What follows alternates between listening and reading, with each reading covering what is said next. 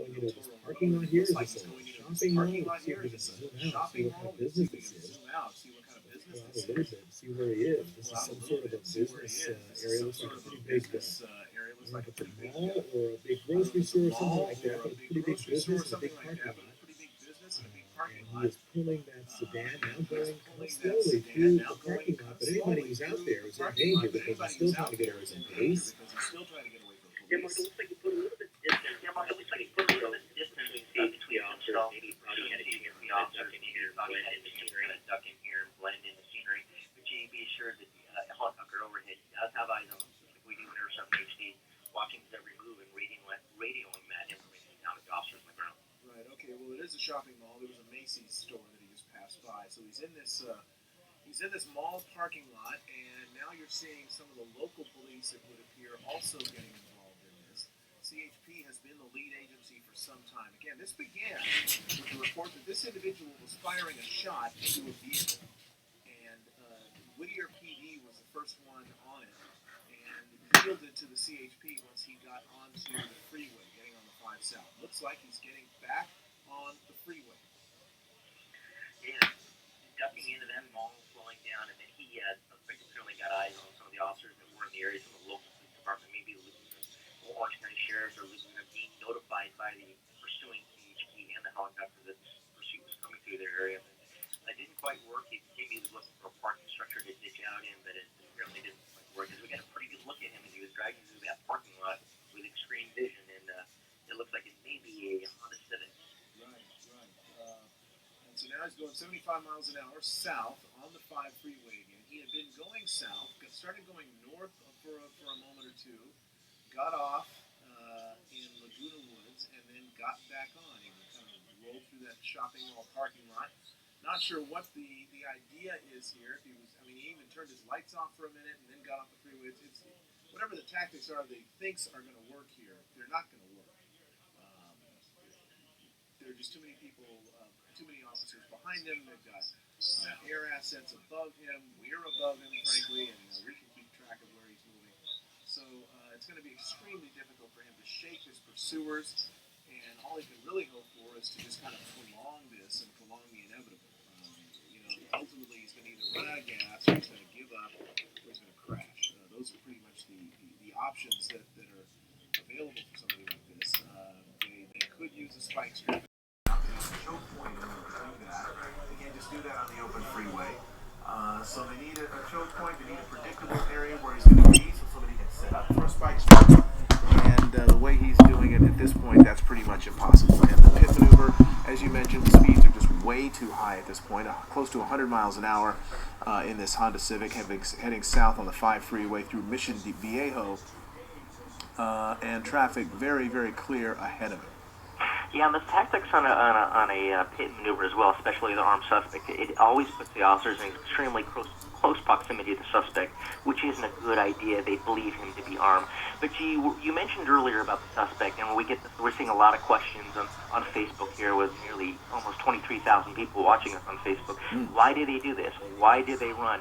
And what they usually say, Mark, is that they say they don't really know the suspects. They just want to stay out of cuffs as long as they possibly can. They know inevitably they're going to be taken into custody. But sometimes they'll call loved ones, family, friends, and unfortunately puts a lot of people in danger out on the roads. And as the high-speed pursuits continue to go, it's very dangerous, and they're facing even more charges if they hurt or kill somebody. All right, and he just got off again. At Oso Parkway in Laguna Hills. So he seems to want to kind of loiter around Laguna Hills in this area. Look at the speed with which he is taking that turn. That was a dangerous maneuver in that car. This is not a high performance vehicle here, we don't think. It appears it's a Honda Civic, so it's capable of some speed, but you got to watch yourself around those corners because it's not made to corner like that. And now look at the speeds on the surface streets here. Very, very dangerous. This is on El Paseo in Mission Viejo. This is sort of near the 5 freeway. Not sure exactly. Well, the direction is northbound now. And it appears maybe he has some idea of where he is. Because is this back in that same shopping mall area? It certainly does look like it. He may have doubled back just a little bit and come back into that area. And so people that are more familiar with the area, but I should say a little bit more familiar, get you more familiar with the technology we're using. Everybody's going to see a little icon in the bottom right corner of your screen. That's a helicopter icon of Air 7 HD, and it gives the direction of Air 7 HD and the direction we're traveling, usually the same direction. You'll see the direction of the car next to the speed tracker on SkyMap 7. And the orange caret you see that's heading off the right side of the helicopter, well, that's where the camera's pointing. So we're pointing out the right side of the aircraft now as we're heading back northbound here along El Paseo. Right, and he just tried to do something in that parking lot. Like he tried to maneuver around there as if to shake his pursuers again. Didn't work. They're right behind him. Yeah, he sure likes these parking lots. It Yeah. looks like it might be a different shopping center, but again, the speeds that he's going around and around in these parking lots, and luckily a little bit later here at night, 10 o'clock, and that mall appeared to be closed. They're very dangerous, high speeds in these parking lots on these side streets. Yeah, he just tried to make that, started to make a right turn, changed his mind, went left. Now he's heading east. Now it looks like he's getting back. Is this getting back on a freeway now? Hard to tell. Heading onto the I-5 south again. So it appears he's kind of circling through this area of Laguna Woods. Mission Viejo, Laguna Woods, that's kind of the area where he has been circling and loitering, for lack of a better term. The speeds have been high, both on the freeway and on the surface streets. An indicator of what sort of desperation this person is being motivated by. And it began, as we said, with a report of a gunshot, at least one gunshot fired by the driver of this car into another vehicle. And that is where this all began. They're not going to let this guy go. They're probably going to stay fairly close on him. They may not. This may not be the kind of thing where they back off and let him, foot bail somewhere. If they think he's armed, they're going to stay on him, right? I mean, that's pretty much what they do. Yeah, absolutely. This usually wouldn't be a case if for a tracking. If this is a suspect known in a felony, and they had good information that he did fire a shot, and maybe had a person ADW, maybe a murder. It's uncertain at this time. We're trying to get some more information if anybody was hit in that shooting. But more than likely, they will not go into tracking mode. The suspect does get out and run the Air Support Division overhead. We're not sure which agency is the primary overhead right now, but they're going to make sure that they get that containment set up with CHP officers in whatever agency and whatever area he's in to get him contained in that perimeter. They'll have enough officers to contain him in there, and if need be, get canine units and maybe even tactical teams in this type of situation if the suspect is armed. And just for our viewers' edification, it's a newer model gray Honda Civic 4-door, no plates. Don't know if that means it's fresh out of the dealer, a brand new car or what, but it has no plates, and it is a gray Honda Civic 4-door. He is on the southbound 5 after having gotten on and off the 5 freeway now several times in Orange County. From a chase that began in the Santa Fe Springs area, I believe it was, and Whittier PD taking part in this pursuit. This is my first time live streaming a police chase, so we'll see what happens, but I might do this more often. Yeah, moving down into the Mission Viejo area, deeper into southern Orange County. We'll see if he makes his way towards northern San Diego County, or if he gets off, maybe doubles back and tries to find another parking lot here, Mark. But again, desperate to get away, and CHP now starting to close it up just a little bit, staying a little closer behind him, because we did see them back off a little bit when he got off on the side street, and there was really no CHP to be found near him. Some of the local agencies were much closer than California Highway Patrol. Right, and typically Highway Patrol officers are alone in their vehicles, right? There are not two people in a Highway Patrol vehicle. Yeah, they run what's called L cars, Lincoln cars, one-man cars, and that gives them the ability to work, put more cars out in the field. Usually they'll stay in the area and work in pairs with close proximity area. One officer needs help or assistance.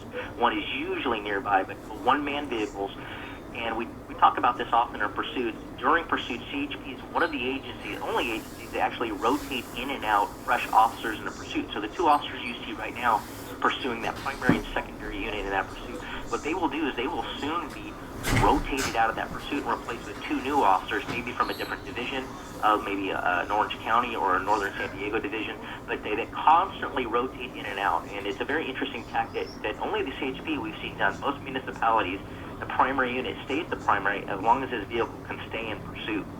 Yeah, and in studying these and covering these over the years and some of the stories that we have done in the wake of pursuits, there is something that actually happens psychologically to an officer that's pursuing a vehicle like this. They what they have to guard against is this kind of a tunnel vision where all they see is the vehicle that they're pursuing, and they're not looking at cross traffic. They're not able. They're just not able to see it. The mind just focuses on this, and they're not able to see cross traffic or other hazards or other things that are ahead of them, things that may be problems, all sorts of things that could crop up that they just can't see. And that's after being involved in a pursuit or staying on this person for too long. And that is one of the reasons why they have why they rotate people out. The Highway Patrol, of course, has the ability to do that because they've got units all literally up and down the state if it ends up being that sort of lengthy pursuit, where a municipality may not be able to do that because they just don't have enough people and not enough cars available to do that sort of thing. They're busy blocking on-ramps and side streets and may only be able to afford to have 1 or 2 or a few cars in direct pursuit. And one of the advantages of an agency such as an LAPD or LA County Sheriff's Department when they do run 2-man or 2 officer vehicles is that you've got a passenger officer, and his responsibility during this pursuit is to clear cross traffic, to keep you from tunnel vision, which you mentioned, which is a huge problem. Training is what they do for these. That when you get in your first pursuit, that's exactly what happens. You get tunnel visioned in, and you need someone to kind of pull you out of that and maintain that wide look and make sure that you don't get too tunneled and too fast, and you keep safety the number one factor. And we talk about this too, Mark, in these pursuits. There is a supervisor in this pursuit, the incident commander, who's assigned to this pursuit, and his sole job is to manage this pursuit with the help of helicopter overhead. His job is to ascertain whether the advantages or the way the difference is getting the suspect in custody as opposed to the danger to the public at large. So they're constantly weighing that. That has to do with speed, with road conditions, with what the suspect's wanted for. All these things are continuously balanced, and questions are asked throughout the pursuit. It continues whether it's worth continuing to pursue, and so far in this case it is. All right, and again, because this guy is reportedly armed, and so they're entering a construction zone, it looks like. There are cones on there. It looks like he hit one of them. This is Camino Los Ramblas exit of the I-5 South. He did not take it. He just hit a cone, which is probably, I believe, still being dragged under the vehicle. Southbound 5, passing Camino Las Ramblas, and continuing now through the San Juan Capistrano area. You're looking at a construction zone. You don't see any cars around him right now. I wonder if they've been able to block off the freeway traffic behind him. Of course, that's one of the tactics that will be employed to keep traffic away. They'll block on-ramps. They'll do a round robin to keep traffic stopped behind him so that there aren't a lot of cars beside him if and when he that he could collide with or something like that. So, and he just smacked into the center divider. He just hit the center divider and now has come to a stop. This is strange. Very strange. It almost makes you question if somehow the suspect is under the influence of a narcotic or alcohol, but it's very erratic driving. Slowed down a little bit, and as you see, we'll see what happens here. Right. There's really was no reason for him to hit the center divider unless there was something happened where he hit a spike strip or something that we just didn't see. But he has just stopped. His hands are waving now. This is a good sign. He's got his hands in plain view. We know, of course, that the officers who are behind him now, those Highway Patrol officers, will be talking to him and telling him to turn off the engine and or throw out the keys and then get out. Now, this will be hampered, of course, by the fact that he's jammed up against the K-rail and may not be able to get out on the driver's side. Yeah, so it didn't look like that hard of an impact. Just threw so the it didn't keys look out. like something that would either deploy the airbags or injure the suspect. But, you know, him waving his hands, that's, like you said, always a good sign. They are giving him commands. This is what they call a high-risk felony stop. Mm-hmm. They will have him exit that passenger side if they can. In fact, that would be the better idea so they can get good eyes on him. Right. And then ask him to to comply with commands, and we'll see what he does here. And here he goes. Well, we do know that he just threw the keys out, and so the car's not going anywhere. Now he is out of the vehicle. There he is. You see him. They're going to have him pull up his shirt and show that he doesn't have anything in his waistband. Off comes the shirt. We hope that's it. And going to lay down on the ground. I shouldn't be being facetious here. This is pretty serious business, but it looks like it's coming to a peaceful ending. Arms and hands in plain view, nothing in them. Now they will approach him. I wonder if they're going to try to make him turn around, or because normally they don't want him facing the officers as they approach. HP does things a little differently. Sometimes they'll actually call them back to the sound of their voice. Sometimes they'll phone them out. It just depends dependently on the officer's training and experience. But we'll see what he does here. But he's going with the program. All right, and again, if we can put that SkyMap 7 icon up on the screen, tell us where we are. We know it's the southbound 5, just at Camino de Estrella. It is in near Dana Point. It's pretty far south down there in Orange County. Very close to Capistrano Beach, right where the 5 freeway actually turns from the south and then back more towards the southeast, where parallels Pacific Coast highways. It starts going down towards San Diego, right where it comes into the area closest to the beach. Okay, well, so far so good. Nobody's hurt that we know of, and that will hopefully be maintained here. But you notice the caution with which they are approaching him, or rather not approaching him as yet. He's been prone down on the ground now for a good couple of minutes, and nobody has made a move toward him yet. Looks like they're about always the possibility, Mark, as we well know in these situations. They want to make sure that there is no one else in that car. Inside the car, maybe another suspect that they didn't know about. Usually in drive-by shootings, it's not untypical for there to be more than one suspect in a car, so they want to make sure that the suspect has no ability to get to a weapon, or there is another suspect in that car with a weapon. And now they are doing the thing that the CHP is known for, where they are having him back up and walk backwards to the sound of their voice. They're having him stop there. Looks like he's complying, which is very good. It's a good sign for everybody involved that everybody's going to get out of this without getting hurt. There is a canine unit very close by. We don't know if they're going to use that, but they are now taking him into custody. Well, you can be assured that that suspect doesn't comply or does something that he's other than what he's being told to do. They will release that suspect, especially for a felony suspect like this. They'll release the dog on him. Well, looks like they're not going to have to do it. They've got him handcuffed. They haven't patted him down yet, and you see, look at they've got AR-15s, it would appear.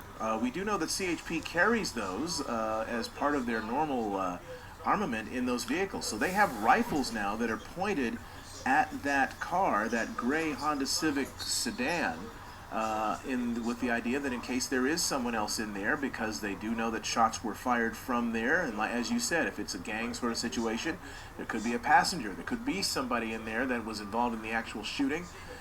And they want to make sure that that person is dealt with the appropriate safety. So you see these rifles being brought to bear, along with a canine unit that is with these officers as they approach the vehicle, and they're going to make sure that it's clear. You see one officer there, the canine handler, with her hand, appears to be a female, hand on the shoulder, on the left shoulder of one of the officers there, just kind of letting them know where they are at all times. And tactical team going up as a team and working and clearing the car. Canine close behind it. They see any indication that there may be someone in there, they may back off and actually have the canine clear the car. Air Support Division overhead using their night gun and their maybe FLIR or even binoculars to try to look through that windshield at low altitude to see if they can see anybody in that car as well. Got to check the trunk too. That's part of it. They're going to pop the trunk if they can. Is my guess. They've already, looks like they've cleared the inside of the car. Their posture certainly has changed from one of readiness to fire to one of just normal, a little bit less caution. But they do still have to look in that trunk. Yeah, what they'll do is they will get an officer. As soon as they clear the inside of the car, they'll get an officer to release the interior release of that trunk, or use the keys to open it. And one officer will open it. Usually the officer for the rifles or the guns will hold off and cover the trunk while it pops open. And so that's what we're looking at now. They haven't popped it yet, but somebody's going to do that pretty soon. The suspect, as we saw, was taken into custody. There was one individual in the car. And again, for those of you just clicking on, not tuning in, but clicking on the internet, this began with a report of shots fired in Santa Fe Springs at the intersection of Arley Avenue and Homestead Street, that a driver had fired upon an unoccupied vehicle. It came to the attention of the Whittier Police Department. They responded and tried to stop him, and he would not stop. He got on the freeway, headed south on the 5 freeway, and the chase was on. Whittier PD was the lead agency for a time, and then the CHP took over as it stayed on the freeway, although it did get off in surface streets, and then ultimately got back on the freeway, northbound, southbound, a couple of times. It is now on the 5 south. And look at the backup as this pursuit has ended. They of course, had to stop traffic while they dealt with this individual for this felony stop. Traffic stopped in both directions. And this is going to be quite a delay here on this 5 freeway. And I believe it was it was past San Juan Capistrano, right? Where was this again? We're in the northern part of Dana Point, right near Capistrano Beach. Right, okay. So hopefully it's not going to be too much longer. They're going to have to, they've got the guy in custody. They're going to move the vehicle out of the lanes and get traffic flowing again. But this was a felony stop of a potential felony suspect, assault with a deadly weapon, and it appears now to have been completed successfully. So that's the latest from here. We are live on Facebook, and soon we will be live in about 45 minutes on ABC7 Los Angeles. I'm Mark Brown, ABC7 Eyewitness News. Thank you.